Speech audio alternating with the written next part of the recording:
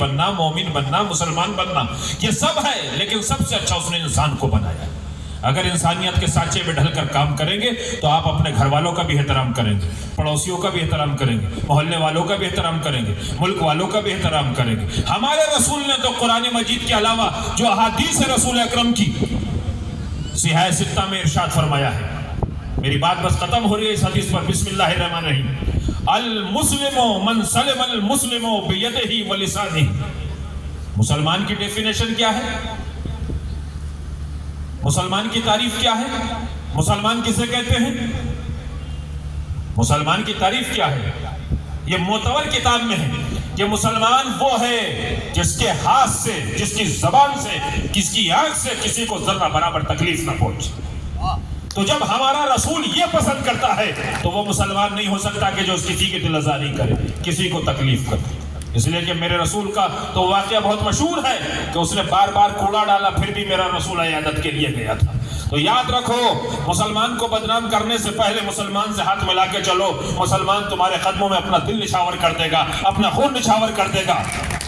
ہم اس ملک کے وفادار ہیں، ہم اس ملک کے وفادار ہیں، ہم اس ملک میں پیدا ہوئے ہیں، ہمیں اس ملک میں ہندو، مسلم، سکھ، عیسائی کا پیغام ہر وقت دینا ہے، اور یہی بتانے کے لیے دینا ہے کہ جو لوگ یہ کہنا چاہتے ہیں کہ ہم بھارت سے پیار نہیں کرتے، یہ تو ہمارے رسول نے سمجھایا ہے، ہمارے رسول نے بتایا ہے،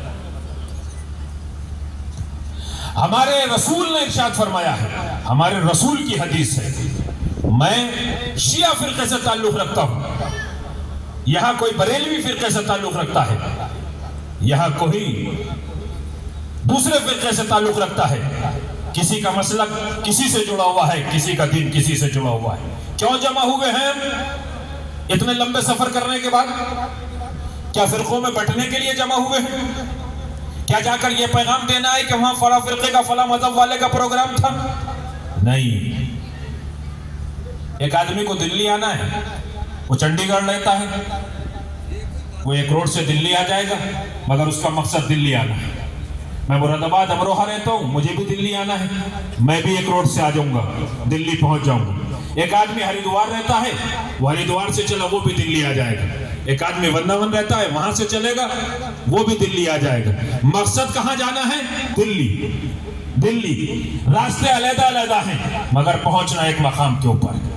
کتنے ہی راستے بنا لو مگر پہنچنا اسی ایشور کے پاس ہے، اسی اللہ کے پاس ہے، اسی رب کے پاس ہے، اسی خالق کے پاس ہے، اسی رحمان و رحیم کے پاس ہے، جس نے ہمیں اتنی اچھی زندگی دی ہے کہ ہم اس کی بارگاہ میں سجدے کرتے رہیں، اس کی عبادت کرتے رہیں۔ اگر ایک ذرہ بھی ہم نے اس کی عبادت سے غفلت حاصل کی تو ہم انسانیت کے دائرے سے باہر ہو جائیں گے۔ ہم اپنے ملک سے بہت پیار کرتے ہیں، ہم اپنے ملک سے بہت پیار کرتے ہیں، مگر اس کے سرٹیفکیٹ دینے کی ہمیں کسی کو ضرورت نہیں ہے۔ وہ غلط باتیں ہیں کہ جو یہ پھیلایا جائے کہ سرٹیفکیٹ کی، نہیں، ہم سرٹیفکیٹ کیوں دیں گے؟ ہم میدان عمل میں، میدان کارزار میں کھڑے ہو کے بتائیں گے کہ ہم بھارت سے کتنا پیار کرتے ہیں، ہم بھارت سے کتنی محبت کرتے ہیں، ہم بھارت میں کیسے اپنی جانیں نچھاور کر سکتے ہیں، اور ہم نے آج سے پہلے ہمیشہ اپنی زندگیاں بھارت کے اوپر نچھاور کی۔ ہم قدم سے قدم ملا کے چلنا چاہتے ہیں، ہم اپنے ہر مذہب والے کے ساتھ چلنا چاہتے ہیں۔ ہمیں کسی عبادت خانے کے اوپر کوئی اعتراض نہیں ہے، ہمیں کسی گھر کے اوپر کوئی اعتراض نہیں ہے، ہمیں کسی بات کے اوپر کوئی اعتراض نہیں ہے، ہم کسی رنگ کے اوپر نہیں لڑنا چاہتے، ہم کسی محلے کے اوپر جھگڑا نہیں کرنا چاہتے۔ ہم تو چاہتے ہی یہ ہیں کہ ایک ہی گلدستے میں جس طریقے سے بہت سے پھول سج جاتے ہیں، یہ گلدستے رکھے ہوئے ہیں، ایسے یہ گلدستہ سجا ہوا ہے، ایسے ہی ہمارا پورا بھارت سجا ہوا رہے، تاکہ ہمارا بھارت بھی ترقی کرے، ہم بھی ترقی کریں اور آپ بھی ترقی کریں۔ دنیا کے سامنے 200 ملکوں میں ہم باعلان کہہ سکتے ہیں کہ کوئی سا بھی ملک آ جائے دنیا کا اور ہمارے ملک بھارت سے مقابلہ کر لے، جتنے مذاہب کے لوگ، جتنے فرقوں کے لوگ، جتنی ذاتوں کے لوگ، جتنی برادریوں کے لوگ، جتنے علاقوں کے لوگ، جتنے کلر کے لوگ، جتنی زبانوں کے لوگ اس بھارت میں رہتے ہیں، کسی ملک میں نہیں رہتے ہیں، جتنے اس میں رہتے ہیں، اور اسی کو ہم ثابت کرنا چاہتے ہیں کہ ہم پیار سے رہتے ہیں، محبت سے رہتے ہیں، ایکتا سے رہتے ہیں، اتحاد سے رہتے ہیں۔ ہمارے اتحاد کو پامال نہ کرو، ہماری محبتوں کو پامال نہ کرو، ہمارے وقار کو پامال نہ کرو، ہماری زندگیوں کو پامال نہ کرو۔ اگر تم نے ہماری زندگیوں سے کھلواڑ کرنے کی کوشش کی تو یاد رکھو پرماتما ایشور کسی کو نہیں بخشے گا، اس لیے کہ اسی نے اس کائنات کو سجایا ہے، اسی نے اسی دنیا کو سجایا ہے۔ تو ہم سب مل کر اس بزم سے یہ طے کریں کہ ہمیں ویسے ہی چلنا ہے کہ سب کا وکاس، سب کا وشواس، سب کا پریاس، اور سب قدم سے قدم ملا کے چلا۔ کیوں؟ اس لیے کہ بھارت بلندیوں کی راہوں کے اوپر گامزن، دنیا بھارت کی طرف منہ اٹھا کر دیکھ رہی ہے، نگاہیں بھارت کے اوپر ٹھکی ہوئی ہیں۔